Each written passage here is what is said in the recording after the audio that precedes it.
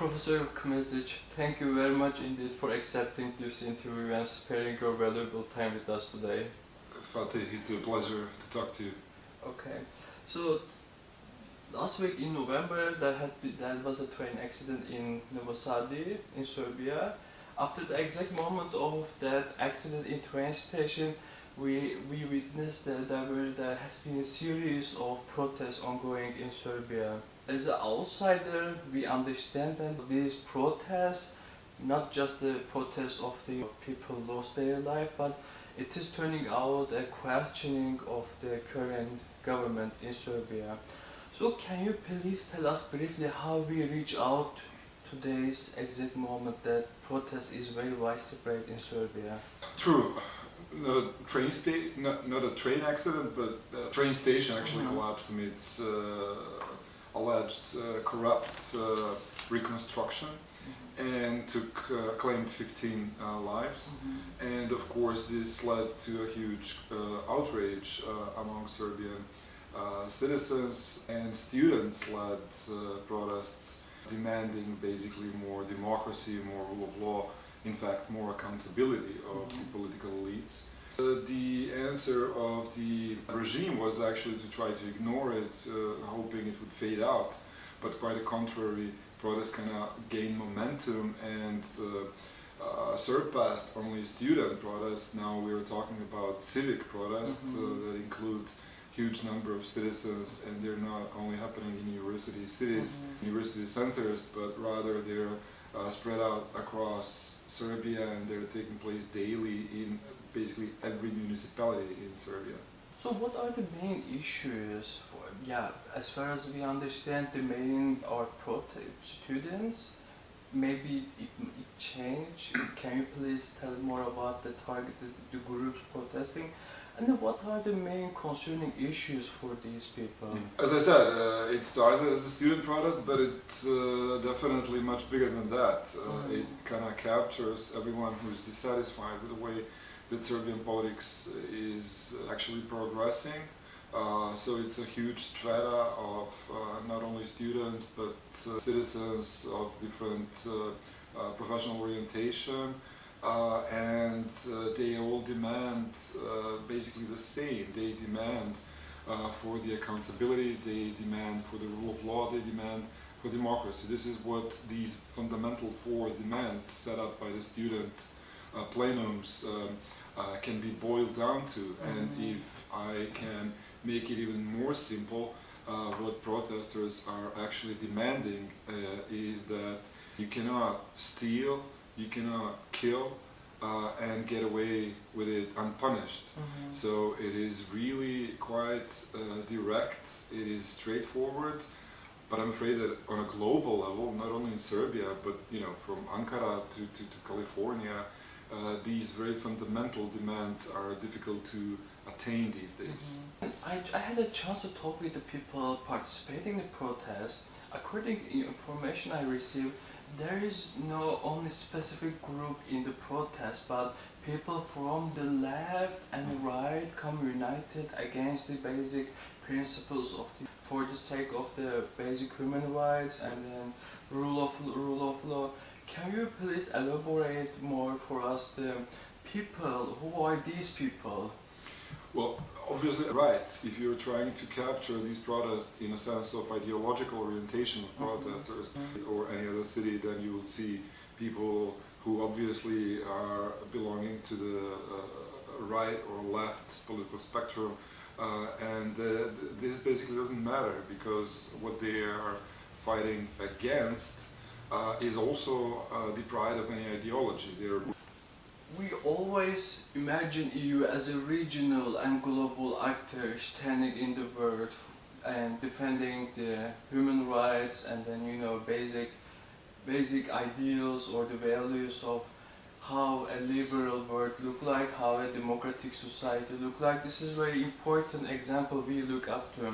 What is the EU's reaction to the Serbian protest as a regional and global actor? It is very disappointing, it is scandalous, I would say, but you're absolutely right to point out to this question. The EU really seems to be ignoring thus far these massive protests.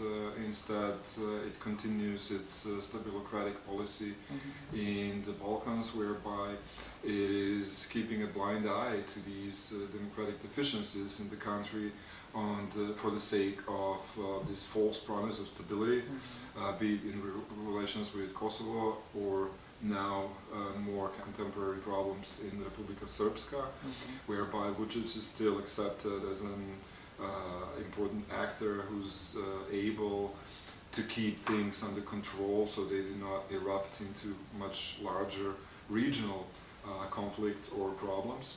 And in this regard, I see this week's visit of President Vučić to Brussels, where he had met Commissioner for Enlargement, Marta Kos, and really disappointed a lot of EU-oriented citizens in Belgrade who do actually believe in Serbia's EU enlargement based on exactly these fundamental or shared EU values as they are enshrined in the Article 2 of the Treaty of European Union.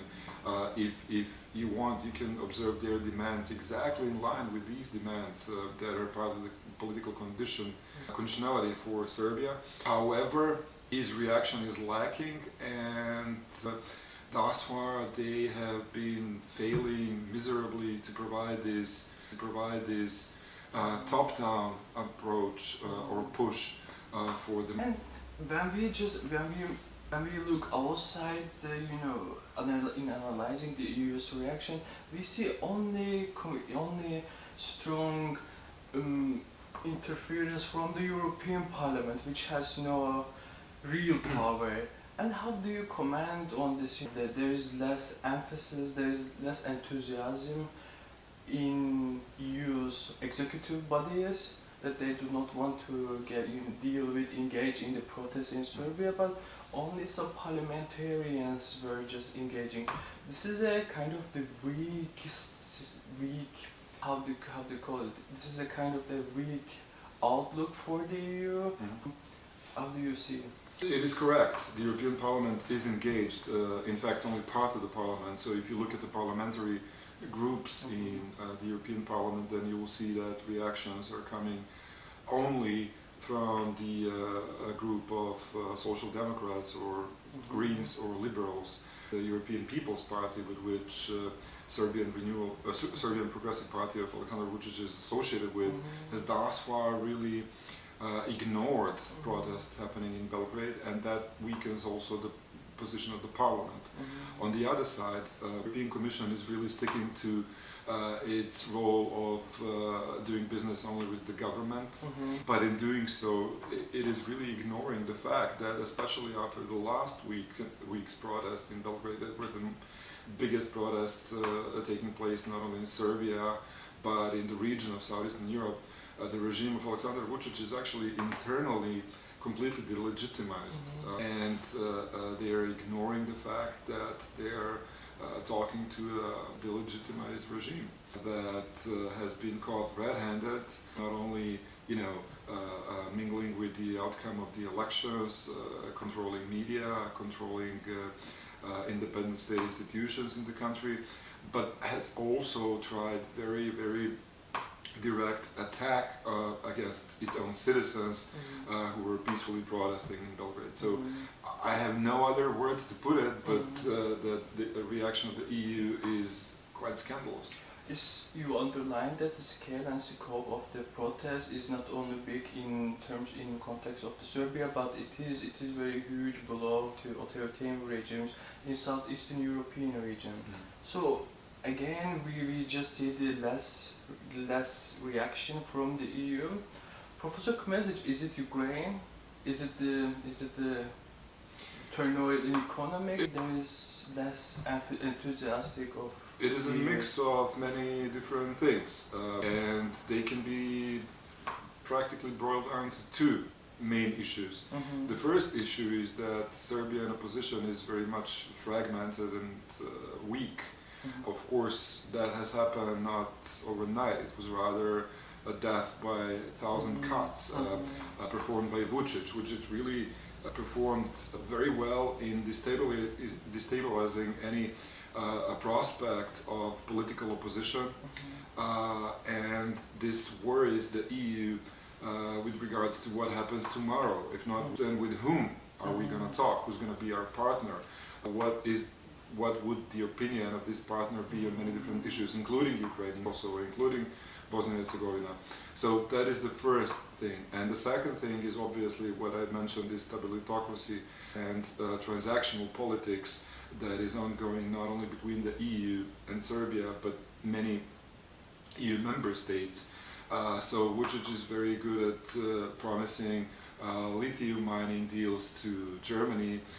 It is purchasing high-priced warplanes from France. It is supporting US politics and policies by selling American weapons to Israel, and it is supporting, and also to Ukraine as well. So really, I believe that the answer of the EU can be framed within this narrative of stabilitocracy, transactional politics, and also the lack of viable alternatives in Serbian politics. So one of the things that Serbian opposition must do is really to come on one ballot and to say, okay, we can take it over, we will take it over. So, as far as I understand, please correct me if I'm wrong, EU prioritizes its existing relations with authoritarian regimes rather than implementing or reversing these foreign policies which should be value-based, EU's value-based. Do you think this is the how the EU perceives foreign policy, which try to continue with stable relations with authoritarian regimes, not only in case of Serbia, maybe in regional, maybe in world scale? Well, Fatih, it's not only Serbia and it's not only external relations of the EU.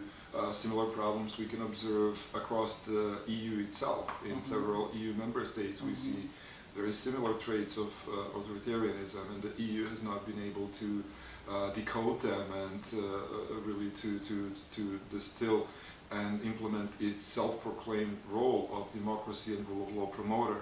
And when you frame it within the narrative of foreign politics and foreign policies, then what is the guiding principle in those? It used to be, and it is stipulated in the EU treaties, it should be exactly based on EU fundamental values. So it should uphold democracy, rule of law, human rights, respect for minority rights, internally and externally, and especially it is an important component of the enlargement process.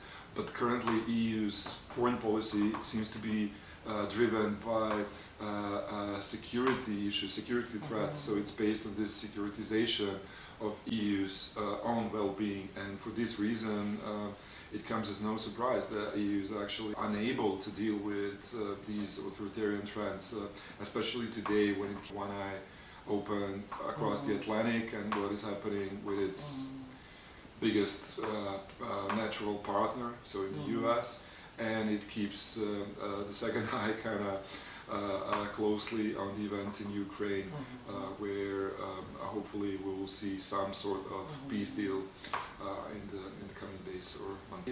What I understand from your saying, we just somehow take back some Cold War dynamics into the foreign policy, and some sort of securitization of the foreign policy over certain values, somehow reminding us Cold War dynamic. Well, somehow it reminds us of the Cold War dynamics, somehow it reminds us even more of the pre-Second World War dynamics. A lot of people saying we are now living in the 1930s and brace ourselves. Make this, God forbid. But it can really be understood. You look at these waves of democratization as defined by Samuel Huntington. So we're now finding ourselves really on a downslope of the third wave of democratization, whereby we see more and more nation states around the world being part of this authoritarian trend, and this is actually what is preventing the EU to act and to react meaningfully, because the multiple crises that we just tackled on. So EU is dealing simultaneously with the crisis of war in Ukraine, with the war in the Middle East, but also it dealt with the COVID crisis, the Eurozone. All that together, not look at as a series of different crises, individual crises. I think it's a part of a larger pattern. This larger pattern is the lack of liberal democratic policies and consensus-based decision-making on the part of the EU. So the sooner EU is able to resolve these issues domestically, the sooner it is going to be able to assume its role as external democracy and rule of law promoter on a global scale, but especially in its immediate neighborhood with regards to the EU candidate countries. But I want to make it the challenge to you. Do we put so much emphasis upon the EU in democracy, in promoting democracy, solving all mistakes in ongoing democracies? I'm very skeptical that EU much able organization to correspond challenges which are located at domestic level. So have we had any example that EU somehow responded to these ongoing domestic authoritarianism, just prevented the authoritarian type of... You're quite right. The EU does not have a magic stick, and the premise for the success of EU's democracy promotion rests upon the fact that the call for democracy, the call for democratization must come from the inside of the countries that are part of the accession process. And the matter of fact is, this is happening exactly now. This is exactly how these protest movements, not only in Serbia, but in a wider region, should be interpreted. And for this reason, it is tragic that the EU is lacking appropriate response that would recognize these democratic forces and try to help them by simply doing its job, by doing its job better, by insisting on democratic conditionality and rewarding or withdrawing the rewards to those governments who do not support democratic processes. At this point, I'm sorry, I just interrupted, but can you please elaborate more for us what the EU's mechanisms, what EU mechanisms are available in preventing authoritarianism ways? We on news coverage we see very bad view of that we were in bad position in EU in responding to Hungary. How can you please elaborate more as the mechanisms that EU have? But we're talking about the enlargement countries, right? Okay. Well, it is quite simple. The EU is driving this process of negotiations due to its leverage over the candidate countries, which is bigger, and it sets up these political, economic, and administrative conditions. What it should do is to monitor the progress and actually call spade a spade. If there is not progress, then it should be quite blunt to claim so, and it should be open to criticize the regimes that are undermining democracy, not actually playing the game of meeting them on a bilateral basis, praising them for progress where there is no progress, etc., etc. So that's one pillar. Obviously, the EU does not have a sanction mechanism for the countries that do not respect and promote EU shared values, but it can actually withdraw rewards, so to speak. So obviously the accession to the next stage of the enlargement will not happen. The membership to the EU will not happen under these circumstances. But the EU also has other, let's call them more soft tools, and those are basically financial and technical support that can be withdrawn in a case of apparent breach of these fundamental EU values. Yeah. It's really great to know that the EU has certain mechanisms to prevent the authoritarian-led regimes in Southeastern European context. At least become perceived as an outsider. People are just watching, they're following the news that EU is very incompetent and doesn't have any mechanisms because they do not want to intervene and there is also a joke ongoing that EU is very concerned. Yeah. Fatih, I'm gonna quote you next time I travel to Brussels. Thank you.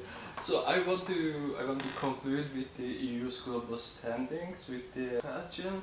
So it wasn't like this early 2010s that EU is somehow promoting the neighborhood policies and somehow dealing with some non-European countries. If there was a Mediterranean initiatives, we were optimistic about the EU, the global actor promoting democracy and human rights. And what happened in between? The series of crises, EU crisis, migration crisis, Brexit, somehow changed the strategic focus of the EU from the outside, from global standing to its own peril. Can we say that EU is shrinking?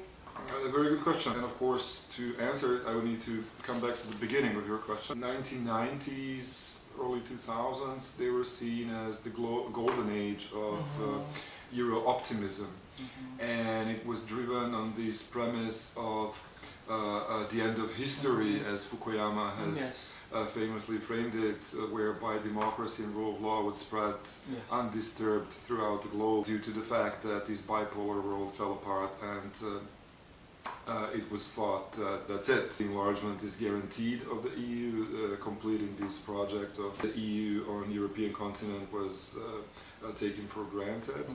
And the initial success of the EU was really quite significant. It led to this big bang, the enlargement to 10 new member states, many of them belonging to the former Eastern bloc of Europe under the Soviet Union. But it was seen that despite of this enlargement, many of the liberal traits remained lingering and they were now part of the EU itself. And as you said, we've seen these multiple crises evolving and unfolding, and you named them, but I really rather see them as part of this larger pattern. It is the crisis of liberal democracy, it is the crisis of consensus-based decision-making on the European continent, and basically the answer, what the EU should do, is to clean up its own yard, first of all, and then it will be more successful, I hope, in its foreign policies, including its most potent foreign policy, which is the policy of enlargement. Professor Kmezic, thank you very much for sparing your time for us, and your answers just raised many questions in our minds and enlightened and responded many questions in our mind as well. Thank you very much indeed. Thank you, Fatih. It's been a pleasure.